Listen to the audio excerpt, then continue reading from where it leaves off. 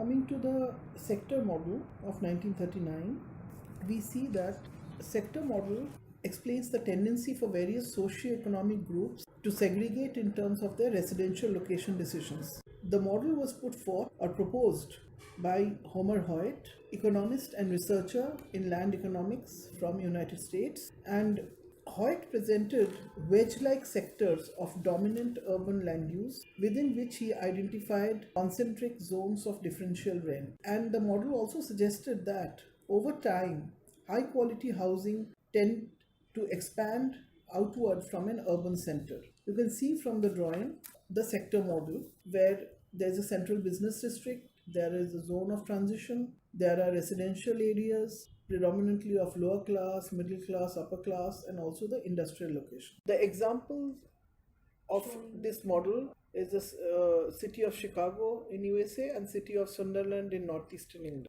But the model faced criticisms, and one of the most significant criticism was that quality housing may expand outward from an urban center along the fastest travel routes, but is also determined by location of employment, often a major determinant of residential location, as per Harvey, 1996. The next theory that we would now learn about is multiple nuclei theory of 1945. The theory is based upon the notion that the cities have an essentially cellular structure in which distinctive types of land uses have developed around certain growing points or nuclei within the urban area. And this theory had been put forth by Edward Louis Ullmann and Chauncey Harris. We can see from the figure that the residential areas are for the lower income communities are surrounding the CBD and the wholesale light manufacturing areas, and also the low class residential areas are near the heavy manufacturing areas that you can see towards the south of the CBD, and also near the industrial suburbs. So the low class residential areas are near the employment locations. And then we see the high class residential areas towards the suburb. Between the high class residential areas and the low class residential areas is the medium class residential areas, and these high class residential areas have an outlying business district also near them.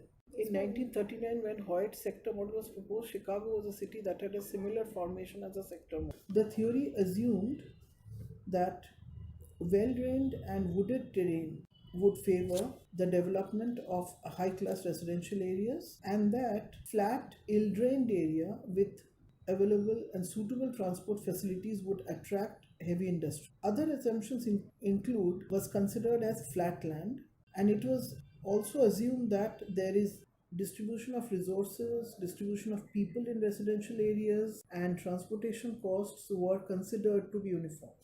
Coming to the next theory, that is the central place theory, that was put forth by Walter Christaller, who was a German geographer from 1893 to 1969. He studied the settlement patterns in southern Germany and noticed that towns of a certain size were roughly equidistant. By examining and defining the functions of the settlement structure and the size of the hinterland, he found it possible to model the pattern of settlement location, and thus he proposed the ordering principle governing the distribution of towns and cities, that is the central place theory, in 1933. The assumptions were that the land was flat, the population distribution was even, resources were even, and then evenly distributed. Then there was similar purchasing power of all consumers, and consumers would patronize the nearest market. The transportation costs are equal in all directions and proportional to distance. Now, what is a central place? A central place is a settlement which provides goods and services for their own residents as well as for people living nearby. That is the complementary region. And the concepts pertaining to this theory was centrality, that is the ratio between services provided and local needs; threshold, that is the minimum number of people required to support the service; and the range of central good and service, that is the maximum distance that consumers are willing to travel to purchase the good. The theory states that based on concepts of centrality, threshold, and range of a central place, the lower and upper limits of goods or services can be found.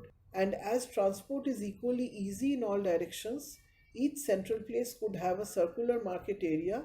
The circular shape of the market areas results in either unserved areas or overserved areas. To solve this problem, Christaller suggested hexagonal shape of markets, as you can see from this figure. The areas within the black dot shows the sphere of influence of central places. You can see the hamlets which are connected together and various villages, then the town and the city. This shows that for any given order, settlements are equidistant from each other, and there are more lower order settlements than higher order settlements, and the higher order settlements are further apart than the lower order ones. As you can see from this map, which is of southern Germany, Frankfurt, Strasbourg, Stuttgart, Munich, Nuremberg are act as central places. However, there were criticisms to Christaller's theory, and um, due to the considerations that production costs would vary by natural resource endowments, that is, the land is not flat, and therefore the production cost may vary. Transportation costs were not equal in all directions, rural markets were not evenly distributed, and non economic factors, that is, culture, politics, leadership, may be or would be important.